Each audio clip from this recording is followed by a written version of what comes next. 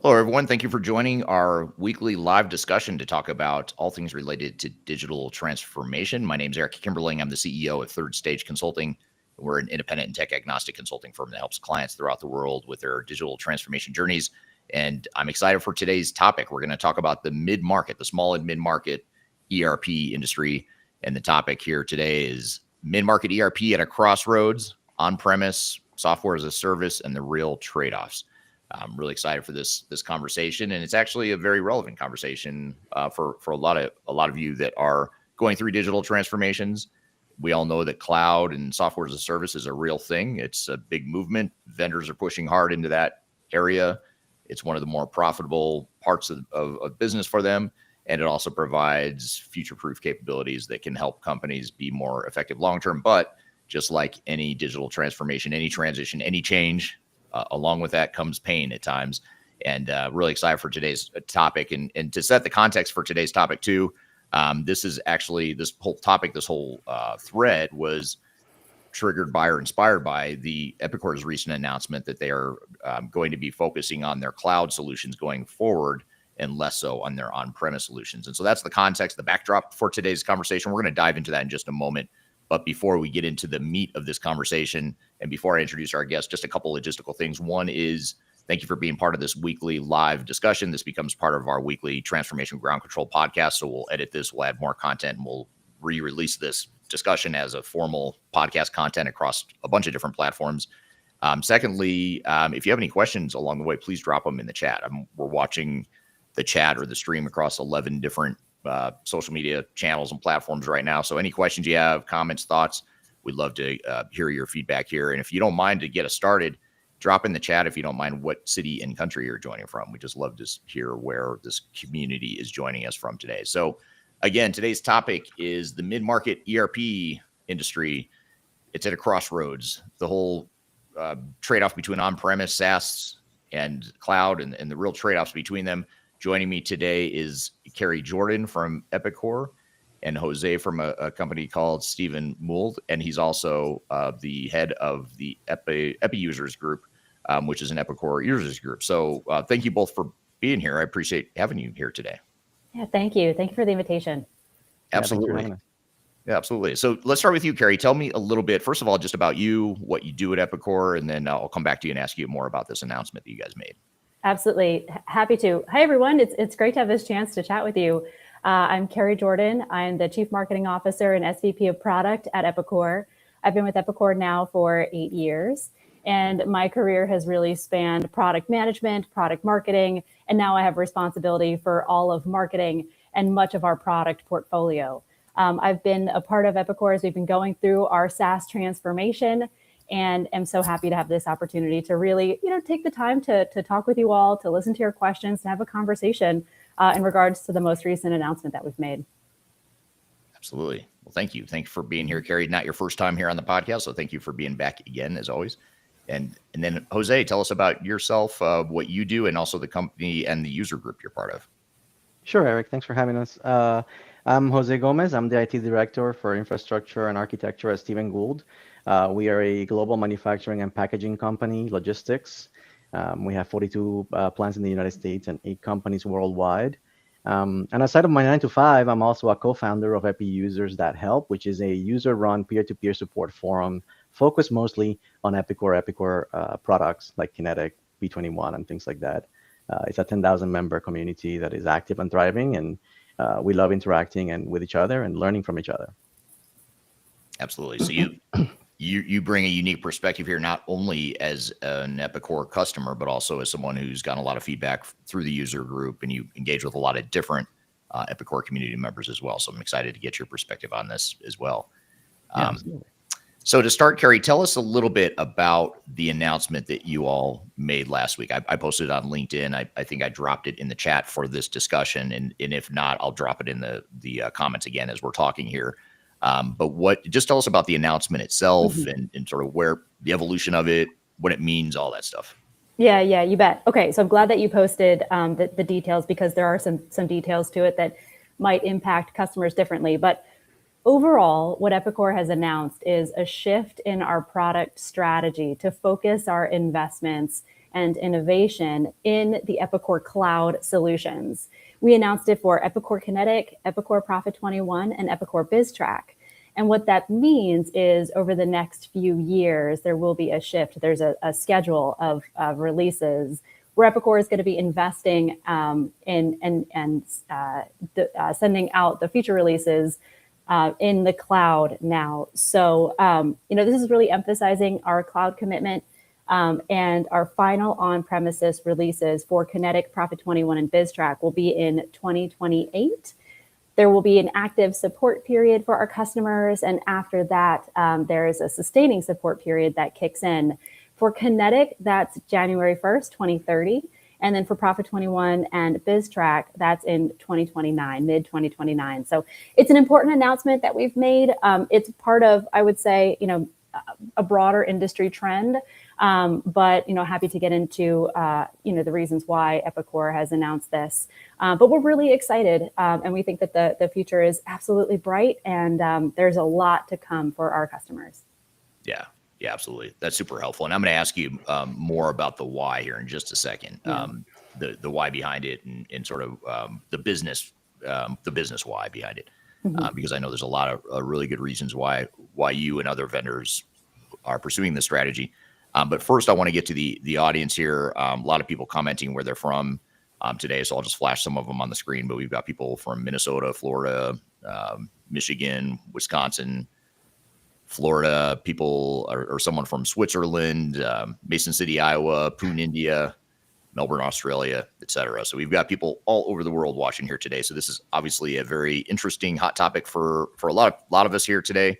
And I appreciate you guys really both being part of this this discussion, because I think it is such an important conversation. And I'll be honest, Kerrie, I've been, as an independent tech agnostic firm that is not affiliated with Epicor or anyone else, I've been fairly critical of vendors that do these migrations to the cloud, not because cloud is bad, but when it limits customer choice. That's been a big part of where I've always said, hey, customers should have choice, that sort of thing. But I also understand that there is a very good business reason that makes a lot of sense. And I've heard you and others talk about it in the industry, but I'd love to hear you maybe explain to the audience or talk about it from the business perspective. As a software vendor, you've got to do what you got to do to keep the lights on, and obviously be smart about how you invest R&D dollars, all that stuff. But tell us the why behind this. Why is Epicor doing this? Yeah, you bet. Okay, so this is all about rapid innovation. Over the past few years, even just like the past 2-3 years, enterprise software has moved so quickly, especially with the advent of AI. And in order for Epicor to deliver on our responsibility for partnership with our customers and keeping them ahead of the market, we also need to make sure that we keep ourselves ahead of the market.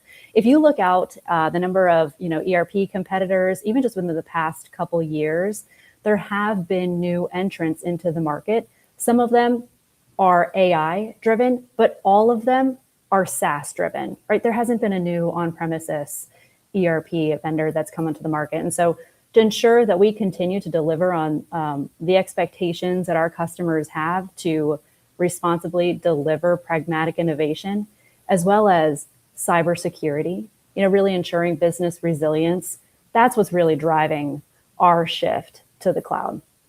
Right. And it's also, you guys have acquired and developed different ERP solutions over time. And, I've got to think that gets pretty expensive, and you start spreading resources pretty thin when, if you've got multiple products, multiple platforms, some on-prem, some in the cloud.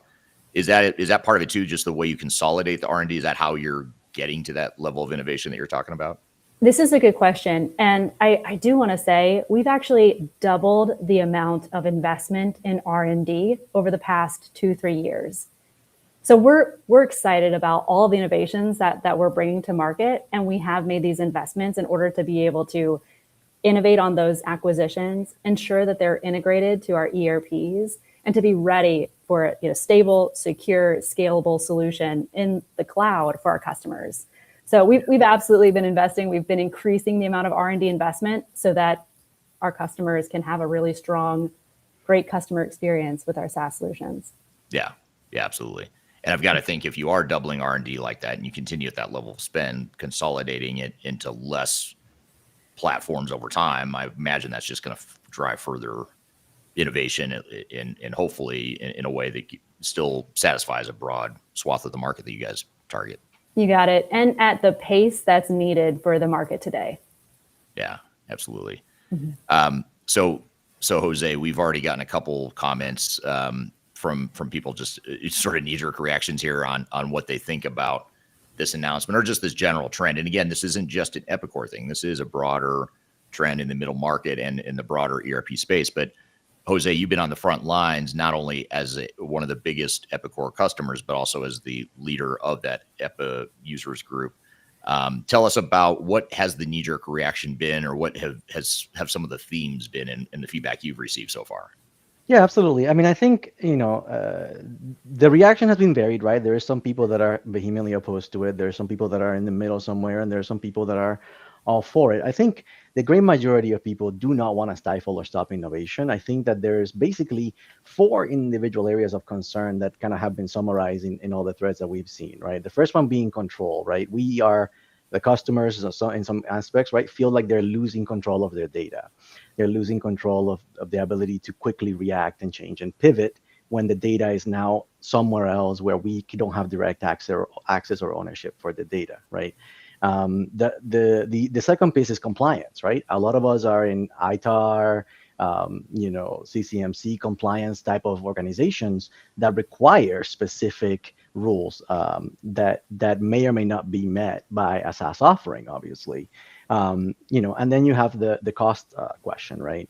You're moving from capital expenditure to operational expenditure. That shifts a lot of that financial burden. It puts you in a subscription model for the core of your enterprise, right? If Word goes down, if I can't, pay for my, CRM, it is not that big a deal. But the ERP is the core of our organizations, right? It holds your financials, it holds your GL, it holds everything that you need. So moving that from CapEx to OpEx is a definite concern for a lot of our customers. And then last is the quality, and quality as it relates to access, right? What happens when the internet goes down? What happens when I don't have access to my ERP? And again, Epicor, being a mid-market manufacturing focused ERP for the longest time, right? They have a 50+ year history of small manufacturing companies that have things like old hardware that communicates directly with the ERP nowadays, that is not easily updatable or changeable. And so, ERP is a generational type of investment, right? The company usually buys ERP and is on it for 10 to 20 years. And so a shift like this can have a significant impact on the organization and the ability for them to pivot and quickly move. Yeah. Mm-hmm. Yeah, absolutely. And just to add to that, here's a comment from YouTube. Control, cost, compliance, quality, all concerns. And then another comment here from YouTube from Chris Kahn on YouTube says innovation would have be a novel cloud first approach, not a web port over the same product we've already had, including the same problems we've been griping about for years. So I guess this question is for you, Kerrie. Is this mean that you're taking the existing on-premise functionality, for better or for worse, and putting that in the cloud, or how is that evolution of functionality from on-prem to cloud happening? Yes. Okay. These are good questions. I do want to, so when it comes to the on-premises to cloud experience for customers, Epicor has rewritten tens of thousands of lines of code for Kinetic specifically. We'll talk Kinetic specifically, to build it as a cloud native solution. And then we're also already enhancing and building out additional features for cloud that, customers running in the cloud. We have over 20,000 that are running cloud solutions with Epicor Cloud are taking advantage of today. So for those who have gone through that migration, I know there's a concern around control, right? And the ability to interact with your system and administrate your system. Epicor has recently announced and released our cloud management portal that allows organizations to retain control of their system from an administrative perspective, where you can, go in and do self-service upgrades and updates.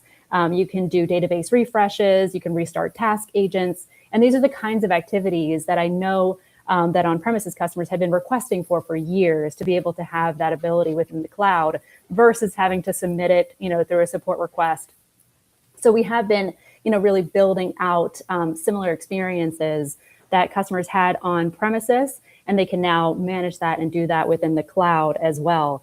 I do want to really specify as well that unlike other competitors or vendors that have been, issuing similar kinds of announcements where they're shifting to the cloud, Epicor continues to support on-premises customers. There's no immediate action required. I know that the title of this is sunsetting, and there's a lot of talk about end of life and all of that, but certainly this is not a sunset or an end of life. It's really, over the period of time, encouraging our customers to move to cloud, but realistically, companies can stay on sustaining support for however long they want. We have thousands of customers that run on sustaining support today. And so this is something that, when customers are ready to move to cloud, we'll be there for them. If they want to stay on premises, there's sustaining support for them, which kicks in 4 years for Kinetic and 3.5 for Prophet 21 and BizTrack. So, there is certainly a path, and there's time, and there are many resources that are available and ready to support those customers when they're ready to move. Yeah, absolutely. And what are some of your other thoughts around what Jose was mentioning, some of those themes that he was hearing around cost, yes, quality control? Those were great. Okay, so I'm glad, Jose, that you brought those up. I did want to talk about that. So there's the control aspect, which the cloud management portal really helps with. I also want to specify that when companies move from on-premises to the cloud, they maintain ownership of their data. And I think that there's a misperception that Epicor owns the data. That is not true. Customer always owns their data. And there are ways to get at the data that we have been innovating and developing over the past few years that are available to cloud customers, so that they can access it in ways that they're familiar with, like run queries and to be able to do reports and things. So there is the ability to gain access to the data in the cloud as well, that are similar experiences and familiar from when on premises. There's the specific around aerospace and defense and certifications and international data sovereignty concerns. And I do want to encourage any customers who are on now. We've been working one-on-one with many customers that have data sovereignty, government regulation requirements, industry regulation requirements, and working with them on a go-forward plan to ensure business continuity. So if you have that in your business and you haven't yet spoken to your customer account manager, I encourage you to do so. You can also reach out to, there's two different ways, info@epicor.com. That was in the press release and the customer email that we sent out. You can go on Epicor, that's our customer support portal, and you can email me. It's Kerrie.Jordan@epicor.com. Please do. This is important to us because this is the most consequential, we know this is the most consequential announcement that we've made to our customers over the past many years. And there are a lot of questions out there. There's a lot of concern, and who we are, it's critical to our identity to partner with our customers and to be there for them. So you can message me on LinkedIn, you can email me, please do, if you have these regulations within your business, the industry data sovereignty requirements that I mentioned. Jose, what were the other ones that you had mentioned? It was, cost and then quality. Cost and quality. Okay, great. So when it comes to cost, so the total cost of ownership for running SaaS might be different from running on premises. And it's difficult to speak to it because it really depends on your business, the investments that you've made in infrastructure. There's also a number of ways that customers have been running our solutions when they've purchased the perpetual licenses. Many are running in private data centers. Many have their own subscriptions in public data centers, and some are running it within their premises, right? So it's difficult to speak to cost of ownership specifically, but I do encourage you to work with your customer account managers. Many customer account managers, and if anybody listening in has made that move to cloud, please do share your experiences. But it really depends on your specific situation and what you've invested in and what you plan to. And if you think about investing over time, really it's you have to take into account expenses, and then also business resilience and the risk of remaining on premises. I will say, and many customers have spoken publicly about this. We have customer success stories on the epicor.com website where they were running systems on premises and there was a security incident. And Epicor then, they reached out to Epicor to help, and we helped them get to the cloud, protect their data, and now there's ongoing backups and things for them. So again, there are customer success stories, case studies and things on our website that I would encourage you to read. Customers have spoken openly about this, how we've helped customers lock down credentials, create backups and things, so that when, if anything like that were to happen, Epicor is there to support them. We are monitoring our cloud solutions 24/7. We have resources around the world. We're partnered with Microsoft and AWS, and we take advantage of their security expertise and breadth of resources, monetary as well as people, and all of the AI, fraud detection and all of those things. So that's helping us to maintain stability, security, and scalability of our systems. When it comes to quality, this is something else I think would be great to hear from customers as well. So when it comes to our ability to focus resources on our cloud solutions, this does help us improve quality over time. And I'll say, speaking of R&D investments, much of that doubling of our R&D investment has gone to cloud. And that has gone to quality within cloud. So we have Test Recoder is a tool, for example, that we've delivered to customers that allows them to also run tests and things within their system to ensure high quality in the cloud. So there's a variety of different ways that we've been investing in automating quality for cloud. Now, I will say, of course, it's not perfect. Nothing is perfect. We have posted our SLAs for cloud solutions. And if at any time there's a question in regards to availability of cloud, we have status.epicor.com that customers can go to. It's open to everybody. And that allows customers to, see the availability over time of the cloud solutions. So yeah. I hope that helped, but we could definitely dig into any more of those. Yeah, that's super helpful. I appreciate that. And you bring up some really good points.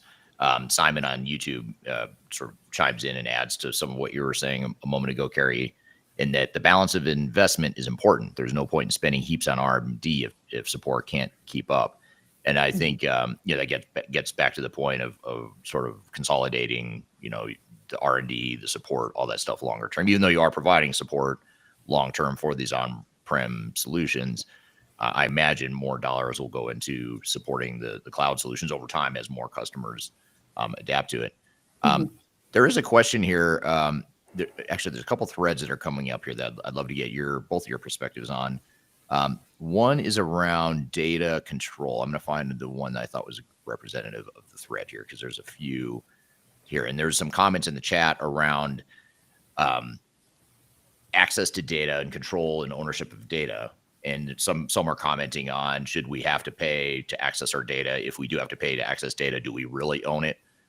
So the question here that I think maybe sets the context is, do we have to pay extra to access our data if we own it? Yeah, this is a good question. The ways to access data differs across Epicor products, and you always have access to your data. It depends on what you want to do with the data.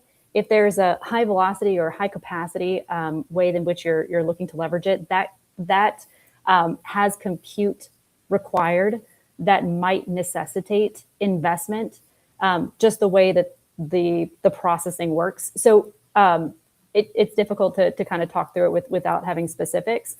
But I do encourage you, if you are looking at the cloud, please do ask your customer account manager specific to your solution, your ERP, and what you want to do with the data. If you want to plug it into third-party reporting tools, for example, that require fast and higher compute capacity, that might then require additional investment in other solutions and tools to do it. But that's not the case in every scenario. So again, it kind of depends. Yeah.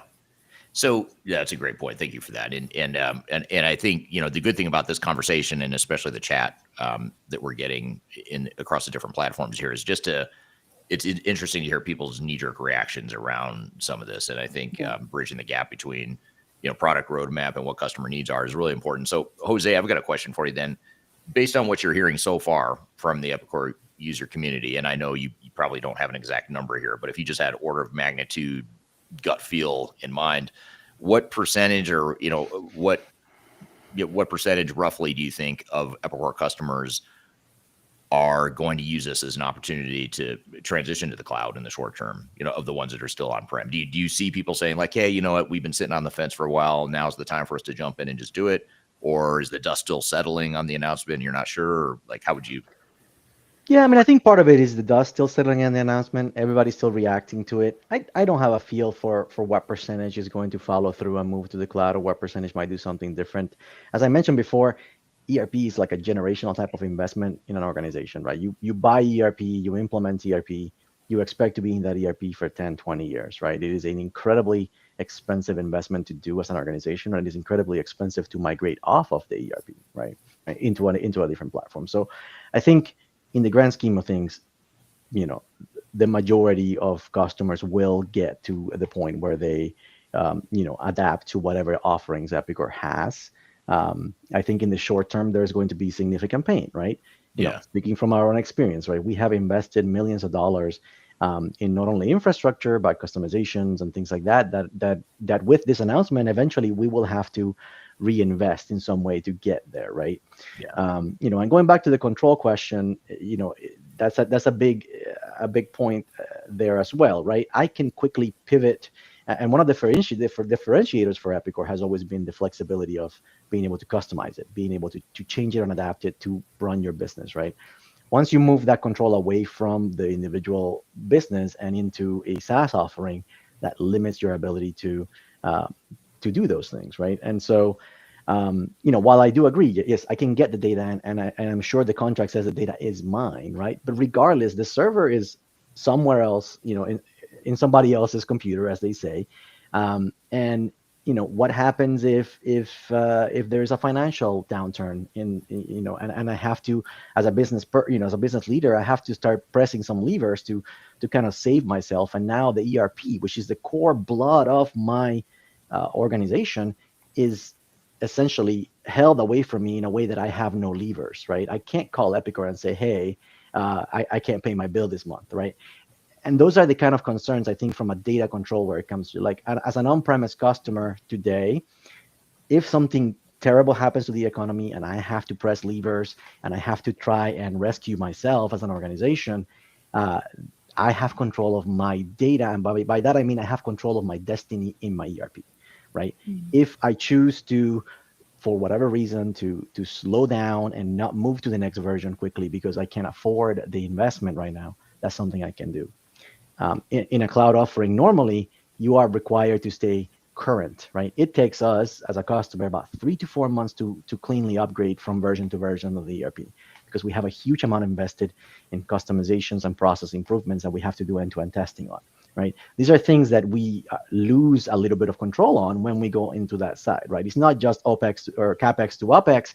It is the fact that now the ERP is in the hands of someone else. And yes, I trust Epicor. They're our partner. We're in this together. But in the end, they're a business. We're a business. And so that relationship, takes a new power dynamic with this change. Mm-hmm. Yeah. That's interesting. Here's, I think this is one of the common themes we're seeing in the chat right now is what you just said, Jose. If my business struggles, or if I can't pay my SaaS or cloud bill, you get shut off, you get cut off from accessing your data and applications. That's a concern here. And so, this person says, what happens if they up the maintenance 10% every year and a customer can't afford it? I know Microsoft recently took a lot of heat for doing something along those lines. They increased like 10 to 15% year over year for some D365 users. And so I think there's a fear based on what some other vendors have done so far in the cloud journey that is an ongoing concern. What are your thoughts, Kerrie? I know you can't predict the future, and you probably, I don't imagine you guys have thought that far ahead, in terms of longer term strategy for pricing and that sort of thing. But what would you say to this? Yeah, maybe what I can do is to help clarify when cloud customers sign their SaaS contracts, they lock in the price for the next however many years, like the term of their contract. So you wouldn't have to worry about a surprise increase when it comes to to this question here regarding maintenance increase every year. There is not a maintenance increase. You work out your price within the cloud contract for that term. So maybe that helps in terms of predictability. Speaking of, as the world changes, as the market changes, economy changes, inflation, all of that, you would have predictability in your business in terms of how much you're paying for your SaaS contract. So maybe that helps a bit there.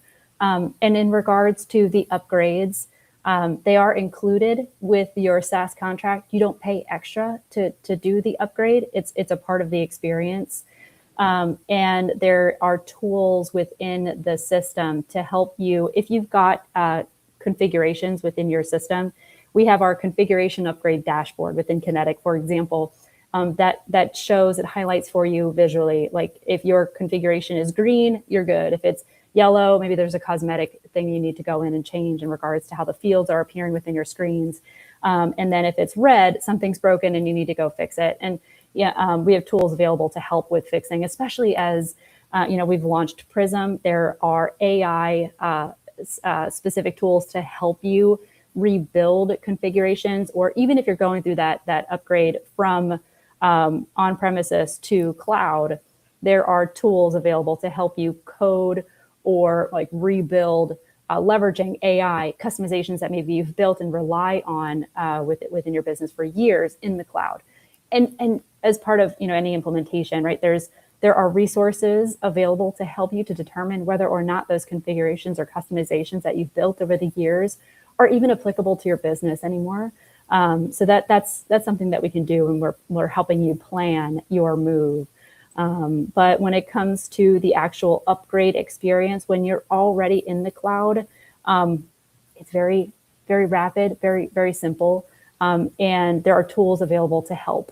If you do want help, there are professional services, consulting services, and then the wide variety of partners around the world that are helping customers every day, if they're looking for that kind of support within their business. But as far as needing that kind of support, especially if you have the expertise to run the system on premises already on staff, managing it in the cloud becomes, I don't really see this to be a heavy uplift in any way for those that have the talent, and the resources on staff running on premises and now in the cloud. In fact, I would say, the role becomes much more of helping your business navigate the future of technology, leveraging the new enhancements, the new features that come out. And then we do also have, of course, a lot of resources available within the library, our Epicor library, our Epicor learning system. We've got the Prism experiences that are available actually for every cloud customer to use Prism, where it's kind of like a Google experience, right? Where you can go in and ask questions, and the AI generates a response for you, and then it links you to the sources and site sources. So that's also available to anybody who's looking to learn very quickly within your cloud solutions. So there's a variety of tools available, and a lot of customers that have gone through this move have shared, through lots of different means, their experiences and what it's like once you're in the cloud, what life is like, what your Epicor experience is like. And I will suggest that if anybody is interested in this, Jose, you should talk about the community. But I also wanted to mention Insights. Insights is a great time to come together as the broader Epicor community to learn about all the systems, the different ways in what that experience is like when you do that upgrade, all the learning tools that are available. And if you are interested and you have not registered yet, it's epicor.com/insights is how you'd sign up. Right. Okay. That's super helpful. I appreciate that. There's so many comments here. I'm trying to consolidate some of them here. there was a comment around, oh, here it is. This is from YouTube. The comment is Epicor upgrades are easy. It's the uplift that remains your duty regardless of on-prem or SaaS. What are your thoughts on this, Jose? Do you agree with this? Because I think, it is easy to get caught up in the technology. Obviously, these are all valid points. Control, quality, cost, all the things we're talking about is very valid. But there's also the flip side of this, which is, I don't want to say it doesn't matter whether it's cloud or on-prem, but regardless of what solution you move to or just making any sort of change, it's usually not the technology that's going to hang up these sorts of projects or disrupt these sorts of projects. It's typically the user adoption, the way you align your processes with the technology and vice versa, all that stuff. So what are your thoughts? Do you agree with this comment that absolutely adoption itself? Yeah. I mean, the thing is, like, the upgrade in the cloud takes a couple of hours from a system perspective, right? But then it takes, in our case, 3 months of work, right? And that's because we have custom processes built on top of the flexible ERP, right? That we love. And it takes a long time for us to test everything out, make sure everything works, right? Because, Epicor does their best, obviously, when they're releasing new versions, but things break, things change. There are breaking changes. There's a lot of things on top of the ERP, right? Because the ERP is not only just the core of your business, but it is also, thankfully, a platform that allows you to change the ERP to fit your business as much as you need, right? And so a lot of the hang up, I think, with, for example, the upgrades in the cloud is that the control goes away from you on when you trigger that to now being basically, for lack of a better word, forced to upgrade on the cadence of what Epicor determines. And I know there's some flexibility with flex plans and things like that, Kerrie. But in the end, you are required to be in the most current version of Epicor at a, cutoff date, right? And for, depending on the size, like small mom and pop shops that are pretty vanilla, that is pie in the sky, right? You click a button, the upgrade happens, you move forward, everything is great, right? But like I said before, the not small community of customers that have, invested a ton of work and a ton of money into using the ERP as a platform, that puts the onus now on us to make sure that we have those tests and that upgrade cadence in a way that doesn't disrupt our business, right? I can tell you right now that if I were on the cloud today and there was an upgrade, drop dead date of a month from now, there would not be enough time for us to be able to test and migrate everything over to the next version, right? And I'm sure there will be flexibility, and I know Epicor, Kerrie being here is a great example, is they're listening, right? And we'll figure this out, but it is a big concern of the community, right? I have invested, there are folks that have invested millions of dollars on infrastructure, communications between your machines and the ERP, those type of things that cannot be on the drop of a dime changed or moved to a new version. That's where I think the biggest piece of this comes into play, right? Yes, the cloud, the base software will be automatically uplifted in an hour's work, and most of the time that piece is pretty flawless, right? It is the work on top of that becomes a problem for some customers. And again, small, mom and pop shop style, this is like kind of the sweet spot, right? It's that mid to higher market company that has used the ERP as a platform that is going to have a harder time with this change. Yeah. Yeah, great point. And here's a question I think either or both of you might be able to help answer here. This is from YouTube as well. Comment is, fast innovation suits small businesses, but large enterprises prioritize stability and traditional methods. Does Epicor limit itself to small and mid-sized companies only? I'm not as concerned about that last question. Last part of that question, Kerrie, can I answer it for you that no, Epicor does not just do small and mid-sized companies? Yeah. Actually, maybe this is a good opportunity to mention, we do have an enterprise cloud option available to customers. So I think everything that we've been talking about here is in regards to our public cloud. You would see Epicor in the public cloud. That means Epicor Kinetic, Prophet 21, and BizTrack running in Azure, because we're partnered with Microsoft Azure.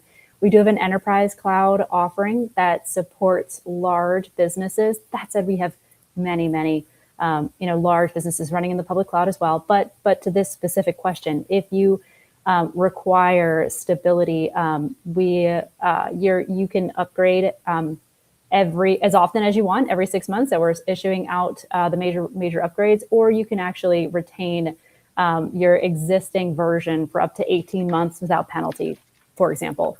So there are options available. And if anybody's interested from a large organization and wants to take a look at the enterprise cloud offering, we have many companies that are running in the enterprise cloud today. And that could be a great option for your business.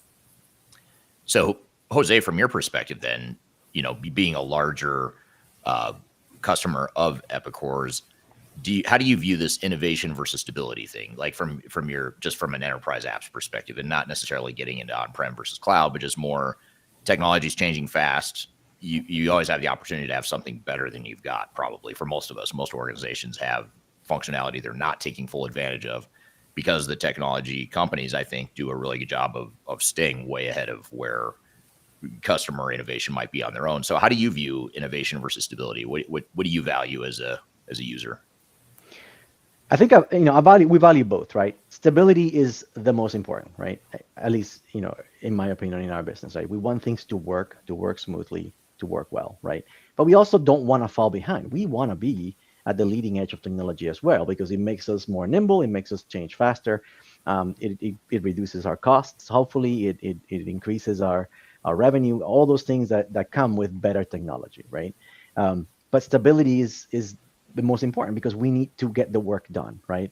It doesn't do me any good to have an AI chat agent that I can talk to and do some things if I can't run a simple report, right? That because I haven't been able to figure out what my customization to that report did in the latest version of the software, whatever software that might be, right? So that's the balance where yes, we need to be at the leading edge of technology as an organization, and we want our ERP to be at the bleeding edge of technology as well, because I do want to eventually get to the point where I can use something like Prism to accelerate our day-to-day, right?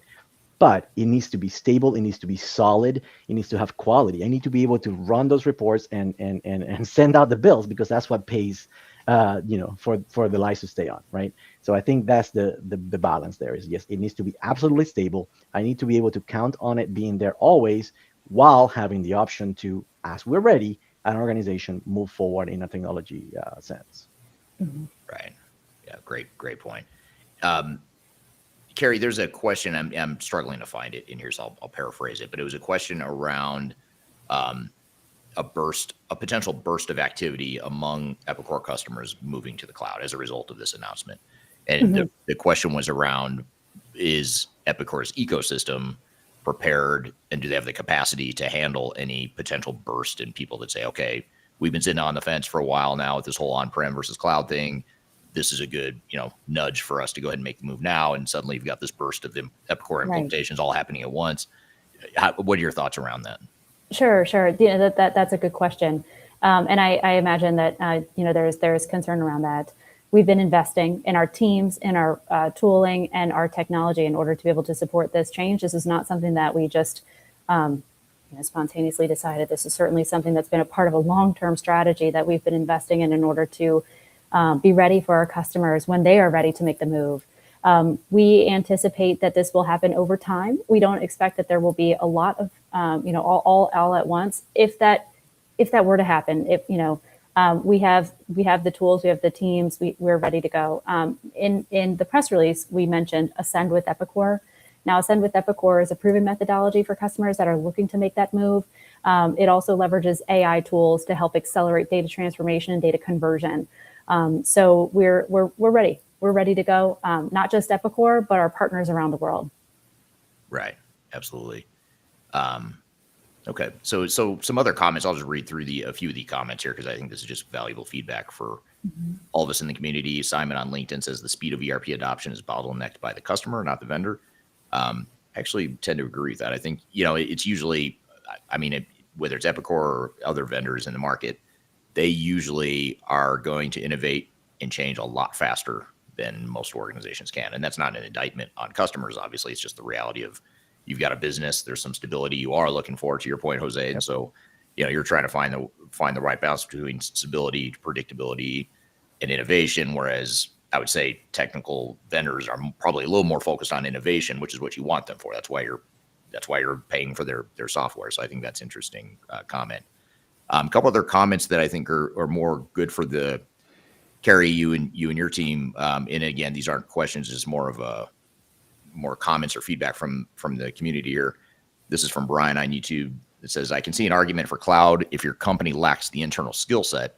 A lot of us, however, already have that skill set. And it goes on to continue there. But I think that's I think a concern too for IT departments and IT staff would be, am I going to lose control? Am I going to lose value within the organization? So I think this becomes a pretty big change management issue too internally. And I don't know, Jose, have you seen that, or do you anticipate your team internally might struggle with some of that too for that reason? I think we'll struggle with some of the control issues, but I think more importantly, though, one of the premises of a SaaS offering is that you relinquish control, but you get the benefit of infrastructure savings, right? Because it's a shared infrastructure now. It is on the cloud. I'm not paying for hardware. The problem is that most companies don't run just an ERP system, right? We run a bunch of pieces of software. So in the end, the infrastructure costs for me switching to SaaS do not reduce that much, right? I still need to have the staff to run my network. I still need to have the staff to run my servers. I still need to have all that infrastructure in place, because the ERP is a small part of all the pieces of software that are needed to run a global organization, right? And so yeah, absolutely. It is a struggle, because I can't easily justify it and say, oh, no, don't worry, we're going to SaaS, and now I no longer have to have a staff of 15. And all these servers and all those type of things, right? I may save one server, I may save one license, but in the end, there is a lot more out there than just ERP. So it doesn't realize that gain as much as it could. And yes, absolutely, if I have the skill set in-house, now I'm shifting that cost over to SaaS, so that I have to pay for that, but I still have to keep my employees so that they can help me run everything else. Yeah, absolutely. Good points. And then this is from Simon on LinkedIn. Simon says, small customers will not even notice the issues. Large customers can afford it. The mid-market is where it will hurt the most. And I think that's an interesting comment. I had never thought of it from that perspective, but it is kind of interesting thinking about the mid-market and how, if you're larger, maybe you have more resources, more budget, whatever. If you're smaller, maybe you can change faster and just roll with the punches a little faster. But the mid-market, you're sort of caught in the middle. And then Gabriel on LinkedIn says, I agree with Simon that midsize will get the most impact from faster upgrade cadence. So what are your guys' thoughts on that? Do you think that, every 6 months, I think you said, Kerrie, there'd be new releases, but you have 18 months to decide when you want to adopt or put that into production? Yeah, so for public cloud customers running in Epicor Public Cloud, Kinetic Prophet 21, BizTrack, we have major releases that come out every 6 months. And when I mentioned the 18 months, we have the enterprise cloud offering for those large organizations that require longer, if they need to stay on an existing upgrade for longer, they have up to 18 months in that enterprise cloud offering.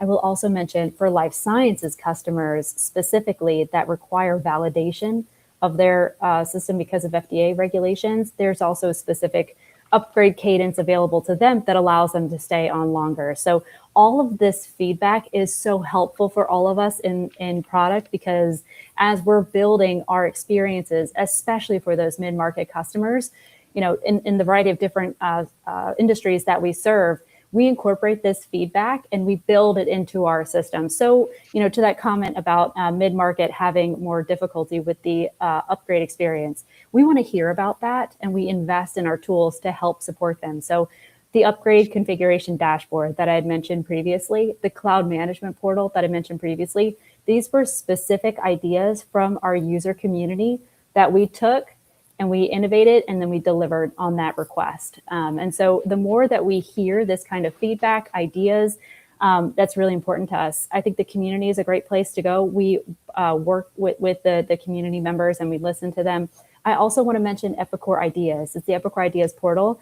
It's basically a crowdsourcing platform where you can go and submit ideas and you can vote on them. All of our product managers are watching those, and we incorporate that. And we haven't in the past done a great job of reporting back to everyone as to how we've incorporated those ideas. But we've been working on making sure that we're highlighting specific enhancements that come from our user community in the Epicor Ideas platform, and then we deliver it into our releases. When we do deliver releases, We also have feature flags, so you don't have to necessarily start using the new features that were involved if your business isn't ready for it. We have lots of resources available as part of the upgrade experience itself, such as plans, feature summaries, a sample test plan, and then that also helps as you're determining whether or not you want your business to start using one of these. Day 1 or day 15 or not at all, that's okay too. We have those controls available within the system so that you can use it or not. Right. Now here's an elephant in the room that I think is worth getting out on the table now, because I think this is something that, again, not just in the Epicor community, but we see it with other vendors that are themselves making the shift from on-prem first to cloud first. And that's, I don't think any of us are really disputing that's where the market is headed overall. Mm-hmm. It's just a matter of when each vendor is gonna get there. But the comment here is around Epicor CEO 2 years ago at Insight said that we wouldn't be in this current situation. And 2 years on one hand, 2 years can be an eternity in the technology space when things change as fast as it does. On the other hand, if you're a user, that was just 2 years ago. And now here we are, and now we've got to make the change. Jose, is this a common sentiment that you're hearing from the user community or as far as past promises and past direction that has now changed?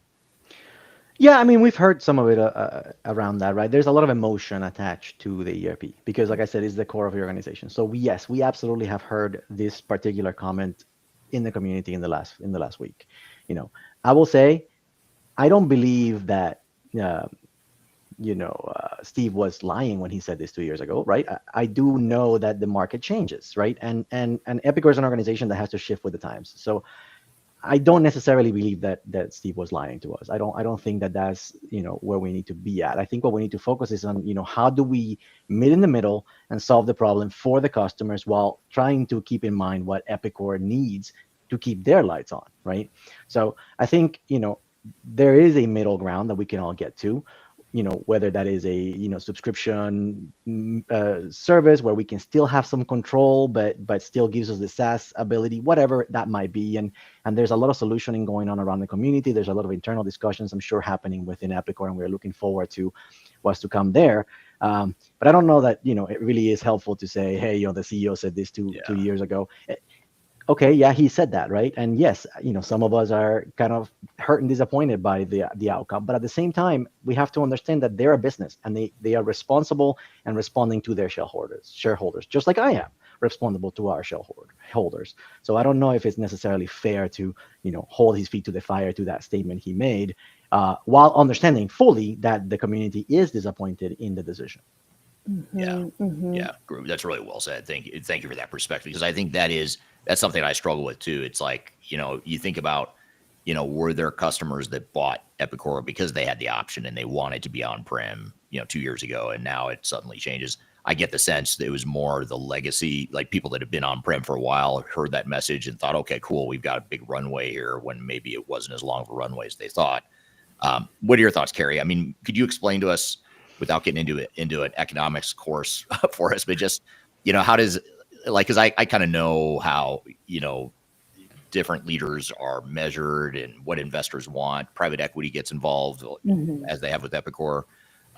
There's certain expectations around annual recurring revenue and the margins that come with that. I mean, tell us the business side of it, and not to dismiss what Jose just said, because that's really important. What customers think is really important, but we also have to understand, to Jose's point, what kind of pressure do you guys feel as a vendor that might have led you down this path? Yeah, absolutely. And I'm really glad you brought this up. This, as you said, elephant in the room, this is something that I know a lot of people have rightfully been asking about and questioning. I do want to specify, this is not an end of life, nor is it like really a sunset, or we're forcing anybody to do anything. There is sustaining support available to those customers, and thousands of companies are currently running sustaining support today for legacy or previous on-premises or hosted solutions. So I do want to really emphasize that if you want to stay on premises, Epicor is here to support your business. We are. That said, yes, I don't think any of us could have seen just how quickly the pace of technology and investments have changed over the past few years. Certainly with the advent of AI, the cost of data centers and servers This is all skyrocketing. And so in order for us to really continue to be a business that is highly competitive and stays ahead of the market to deliver on the responsibility for innovation and security that our customers expect, this was a move that we needed to make, a shift in our investment strategy that we needed to make for our business, our future resilience, and to ensure that we're going to be there for all of our customers for decades to come. Yeah, absolutely. What about, there's some comments coming in around, can we make an idea to make on-prem here to stay indefinitely? So long live on-prem is the sentiment for some in the audience.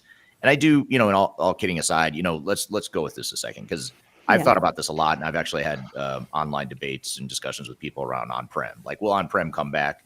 And part of me thinks that there will be another wave of on-prem just to counter some of the cloud-focused moves. But I think inevitably that's not sustainable, because what will happen is, in order for that on-prem software vendor to scale and to get investment money, they're going to want annual recurring revenue. They're going to want the subscription model. They're going to want the ease of deployment of cloud versus on-prem. It's more scalable as a business. So I have trouble seeing, I think even if on-prem, you were to say, is better fit for a lot of customers or some customers in the market, finding a sustainable long-term vendor ecosystem that could support that. I don't know. I just don't see how that works. And I don't know if that's where you guys landed, Kerrie. It's like, yeah, you could keep doing on-prem. You could keep spreading your R&D across different platforms. But ultimately, if you want to truly knock it out of the park and catch up to some competitors, continue moving ahead of other competitors of yours, you've got to consolidate some of that R&D. That's I right. imagine. Yes, exactly. And I think actually this is a great idea to go to Epicor Ideas and to start a conversation, although I'm sure it's already there now, in regards to being on premises. In fact, I know it's there now. But it would be good to go in there and share your business needs and why you would want to stay on premises, because we want to take all of these ideas into account. And I will say, and I think, Jose, you were kind of mentioning it or alluding to it, we are exploring hybrid options to see what could we do for our customers, those that want to have an on-premises instance for whatever reason, and how can we continue to innovate to solve those customer needs and have a new offering in the future for our customers. So please do go to Epicor Ideas, submit those, this is something that all of our product managers are watching, looking at, and we're taking it into account. So yes, I think it's a great idea to make an idea to stay on-prem. Yeah, absolutely. And just one more comment. I just realized we're up against time, so I'll wrap up here in a second. But OG on YouTube says ARR does not equal maintenance fees, ? And I just to clarify my point around how vendors need and want, investors need and want ARR. ARR for maintenance is a lot different than ARR for subscription fees. There's a lot more money in the subscription fees, if we're being candid here, and I think that's the driver. In fact, one of the first comments we got, which is kind of funny, was the first comment that came in, was an emoji of a smiley face with dollar signs, and that, I hate to kid about it, but that is the reality. Vendors need to make money. We all need to make money, right? That's why we're all here. And so it's a matter of finding that right balance that, obviously supports everyone that's involved. So there's a lot more questions here, a lot of comments. I know Epicor, I'm sure, Kerrie, you and your team will be reading a lot of these comments that are coming in here, as well as in the EpiUsers. All of them. We read all of them. Yeah. So I appreciate you guys taking the time here. Here's more of a forward-looking question that I've already been accused of asking you at least one unfair question from one of the people in the chat that you shouldn't have asked Jose, that it wasn't fair. And I think it was when I was asking about what percentage of people you think will actually make the move to the cloud, which, to be fair, is not a fair question. Hopefully this one's a little more fair. And that is, if you had to read or predict the future, what do you think the Epicor and mid-market ERP space looks like in 5 years? Like, after all this dust settles, people, we work through the change management, fear of change issues, and the good, the bad, the ugly of any sort of ERP deployment. What do you think this all looks like in 5 years? I think we can get to a middle ground, right? And that's the hope of the community, right? I understand that as a vendor, they need to make money. The shift on revenue it makes sense, right? Kerrie, as you said, the cost of infrastructure on the cloud is skyrocketing, right? And that's a concern for us too. And so we understand all this, right? And I can see, to that point, the cost of infrastructure on the cloud is going up, which means my Epicor maintenance or my Epicor SaaS fees are going to go up too, right? So it's a little concerning there. But I do think there's a middle ground where we can get to a place where you guys or Epicor or the vendor is saving in R&D, deploying in a single way, while still giving us some of that control, right? Whether that is a hybrid approach of some sort, whether there is a shift on the way that the on-prem is seen, right? And there's some other competitors that are doing something like this, where you can still run and install your on-prem ERP via containers, via something that allows you guys to deploy in the cloud seamlessly and not maintain two code lines. As an engineer, hat tip to you, because maintaining two code lines in a single product, it is, as far as I know, and I'm very well versed in the space, it is a single product you guys are developing, and you are maintaining two parallel tracks within the same code line, right? And as an engineer, that is a nightmare scenario, right?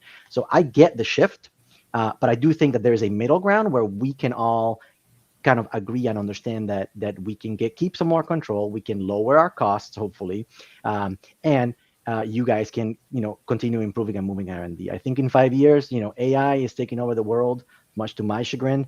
But I do think that there is a place for it, right? I don't think that a chatbot on your ERP is really all that helpful, but I do think automation around AI, using LLMs, using the MCP protocol, those type of things, coming in and having conversations with your ERP in a different way will be helpful. And I understand that, it is an easier deployment path to do that in a SaaS offering. But I do think there's a middle ground, and I hope and I know that Epicor is listening, and we will get to something that we can all, kind of agree to.